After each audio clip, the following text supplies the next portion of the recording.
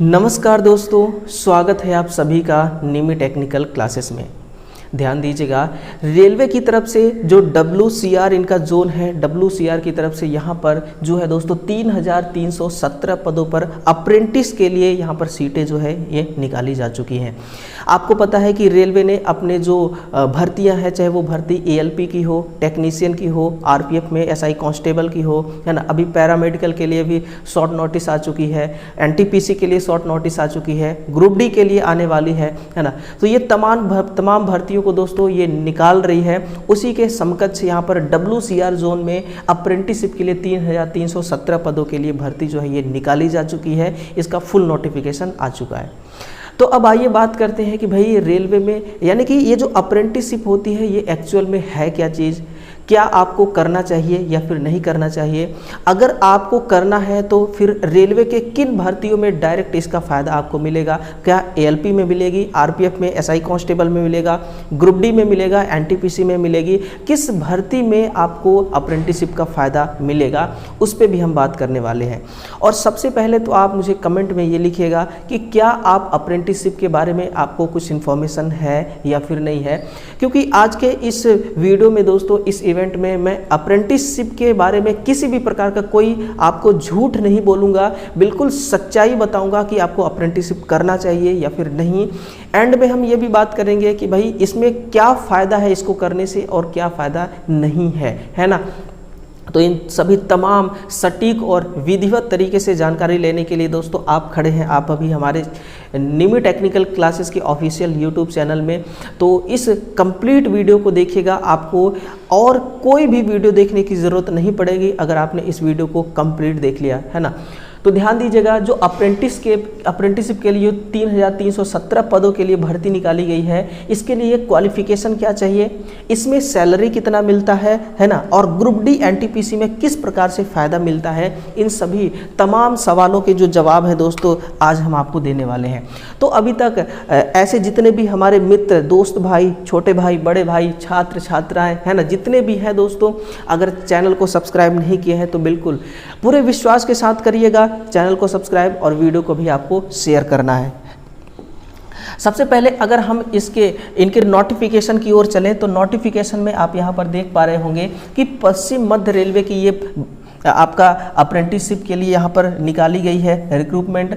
और ये जो अप्रेंटिसशिप होती है दोस्तों, ये अप्रेंटिसशिप होती है आपका एक बात ध्यान रखिएगा कि एक्ट 1961 के थ्रू अप्रेंटिसशिप होती है। चाहे आप किसी प्राइवेट सेक्टर से अप्रेंटिसशिप करिए, चाहे किसी गवर्नमेंट से।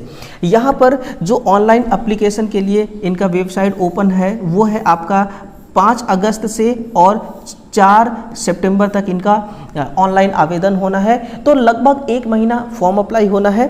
और जो मैंने आपको बता दिया कि अप्रेंटिसशिप किस एक्ट के तहत कराई जाती है, तो ये तहत ही इसको कराई जाती है ना। तो ये फॉर्म अप्लाई को लेकर के हो गया। इसके बाद अगर हम चलें तो यहाँ पर आप देखिएगा, जैसे कि कुछ और जानकारियाँ मैं आपके साथ शेयर करना चाहूँगा कि ये अप्रेंटिसशिप देखिए है क्या।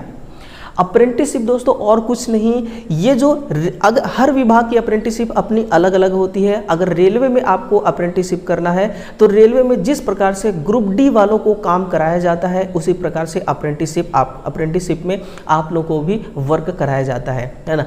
और अप्रेंटिसशिप आप लाइफ में 1 टाइम कर सकते हैं, चाहे आप प्राइवेट सेक्टर से कर लीजिए, गवर्नमेंट से या फिर सेमी गवर्नमेंट से, कहीं से आप करिए। 1 साल का आपका ये एक ड्यूरेशन होता है, 1 साल में आपको करना होता है और लाइफ में एक बार ही आप कर सकते हैं, है ना।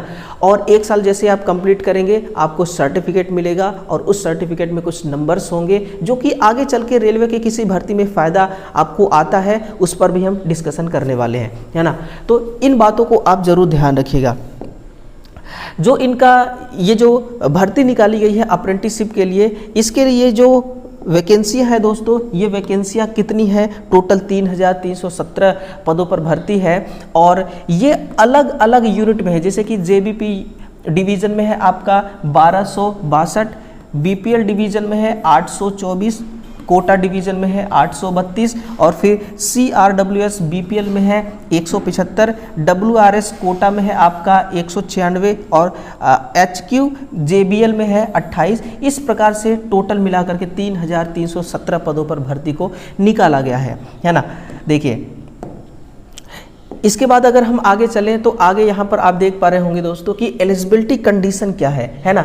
एलिजिबिलिटी कंडीशन एज लिमिट को लेकर के है, यानी कि कम से कम आप 15 साल कंप्लीट कर चुके हो, है ना। और इसकी जो काउंटिंग है वो 5/8/2024 से की जाएगी और मैक्सिमम जो एज लिमिट है दोस्तों वो 24 होना चाहिए, है ना। इसके अनुसार एज का कट ऑफ निकाला जाएगा। देखिए यहाँ पर एज लिमिट को इतना कम क्यों रखा जाता है, इसके पीछे का कोई खास वजह है?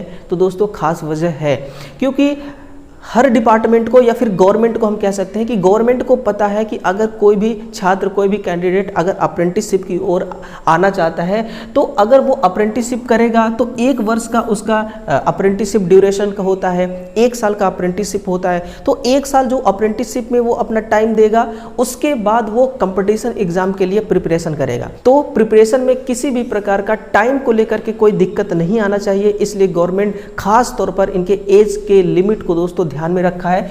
कम से कम 15 साल, मैक्सिमम होना चाहिए 24 साल। और ST SC OBC को फिजिकल डिसेबिलिटी, इनको जितना यहाँ पर दोस्तों छूट मिलता है, एज में रिलैक्सेशन मिलता है, वो सारा रिलैक्सेशन यहाँ पर आपको भी मिलने वाला है ना। तो इस प्रकार से इनका क्या है कि एज का क्राइटेरिया है, एज का एलिजिबिलिटी है। फिर ऐसे कौन से छात्र हैं जो इसको कर सकते हैं, है ना। तो इसको करने के लिए दोस्तों आपके पास क्या होना चाहिए? The candidate must have pass A 10th pass examination. आप 10th कंप्लीट कर चुके हैं और साथ में यहाँ पर बोला जा रहा है कि एग्रीगेट परसेंटेज कितना होना चाहिए, यानी कि टोटल मिला जुला करके मिनिमम 50% मार्क्स आपका 10th में होना चाहिए, है ना।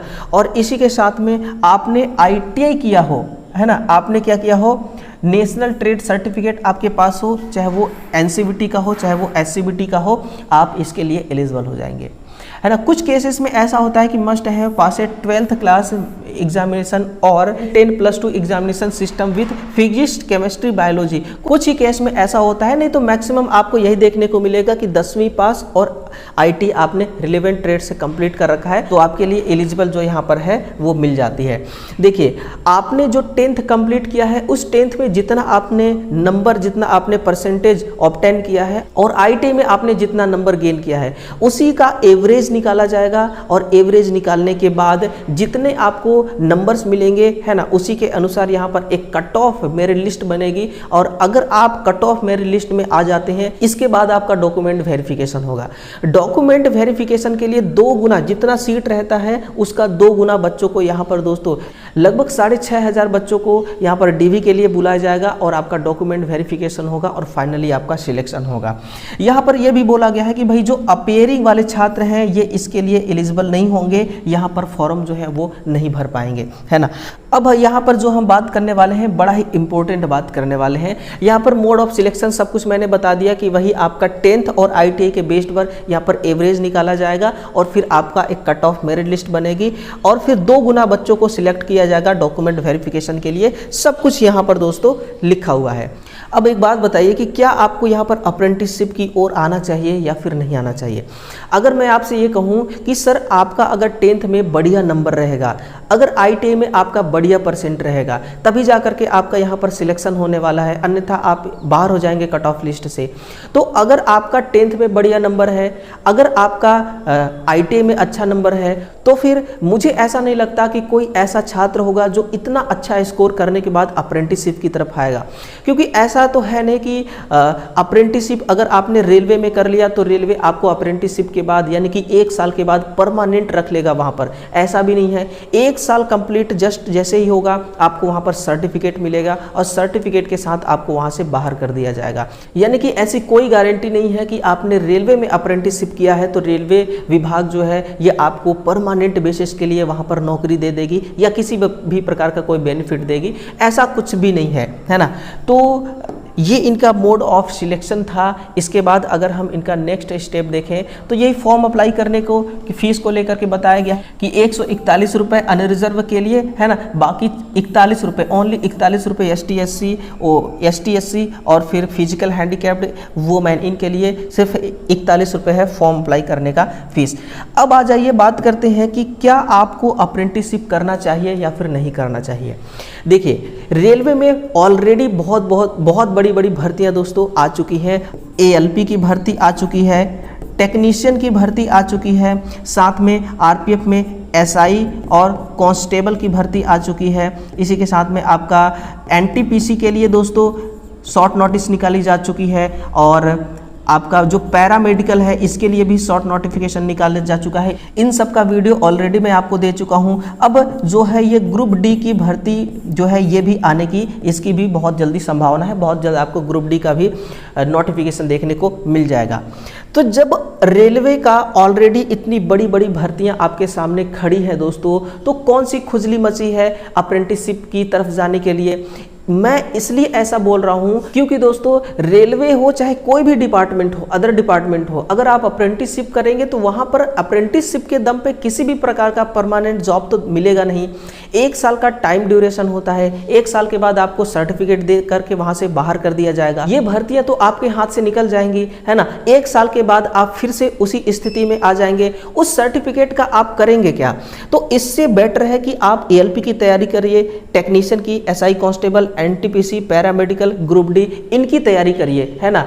हाँ, ग्रुप डी में इसका दोस्तों डायरेक्ट तरीके से फायदा मिलता है, और वो फायदा कैसे मिलता है कि अगर ग्रुप डी की भर्ती आई और रेलवे डिपार्टमेंट की तरफ से आपने अप्रेंटिसशिप कर रखा है, तो फिर ग्रुप डी में जो कट ऑफ बनता है, ग्रुप डी का जो एग्जाम होता है, एग्जाम के बाद जो कट ऑफ बनता है, अगर जो बंदा अप्रेंटिसशिप कर रखा है रेलवे डिपार्टमेंट से, तो वहां पर उसको दोस्तों लगभग 30% के हिसाब से बेनिफिट मिल जाता है। यानी कि अप्रेंटिसशिप वालों का कट ऑफ जो है वो अलग से बन जाता है। और दूसरा फायदा ये मिलता है कि ग्रुप डी में जो फिजिकल एफिशिएंसी टेस्ट होता है, पीईटी, वो आपको देने की आवश्यकता नहीं है अगर रेलवे से आपने अप्रेंटिसशिप कर रखा है। तो ग्रुप डी में इस प्रकार की जो फायदे हैं दोस्तों ये देखने को मिलेगा। लेकिन मैं तो आपको यही कहूंगा कि आप इन सभी की तैयारी करिए, इन सभी का एग्जाम फोड़िए। अगर आपका आईटी में अच्छा परसेंटेज है, अगर आपका 10वीं में अच्छा परसेंट है, तो आपको इस तरफ आना चाहिए, इसकी तैयारी करना चाहिए। अगर इसकी आप तैयारी करते हैं और एग्जाम को क्रैक करते हैं, तो फिर दोस्तों जो 60 साल की जो आपकी लाइफ है, जो 60 साल का आपका फ्यूचर है, वो ब्राइट हो जाएगा, है ना। फ्यूचर ब्राइट अप्रेंटिसशिप करने से नहीं होगा। अप्रेंटिसशिप अगर आप करते हैं तो इसमें जो सैलरी मिलती है ये 8000 से लेकर के 9000, है ना। कहीं पर तो आपको 7500 सैलरी देखने को मिलती होगी। तो इस सैलरी से आपका तो कुछ होने जाने वाला है नहीं कि इतने सैलरी में आपका सब कुछ हो जाएगा। तो इस तरफ दोस्तों आना एक प्रकार से बेवकूफ़ी ही है। लेकिन मैं आपको कभी भी दोस्तों ये नहीं कहूंगा कि आप अप्रेंटिसशिप बिल्कुल भी मत करिए। अगर आपका मन है करना तो आप कर सकते हैं, क्योंकि अप्रेंटिसशिप कुछ डिपार्टमेंट ऐसे हैं जहां पर अप्रेंटिसशिप की रिक्वायरमेंट होती है। जैसे कि कोल माइंस हो गया, कोल माइंस में टेक्नीशियन की भर्ती जब आती है तो वहां पर अप्रेंटिसशिप रिक्वायरमेंट जो है वो मांगा जाता है, कंपलसरी हो जाता है ना। तो ये है अप्रेंटिसशिप को लेकर के दोस्तों। अब आप खुद डिसाइड करिए, डिसीजन लीजिए कि आपको अप्रेंटिसशिप करना है या फिर रेलवे के इन बड़ी बड़ी भर्तियों की तरफ आपको आकर के तैयारी करना है। कमेंट सेक्शन में अपनी राय जरूर लिखिएगा, है ना। मिलते हैं अगले सेशन में दोस्तों। चैनल को सब्सक्राइब नहीं किया होगा तो जरूर करिएगा। कंप्लीट वीडियो देखने के लिए आप सभी का बहुत बहुत धन्यवाद। Thank you.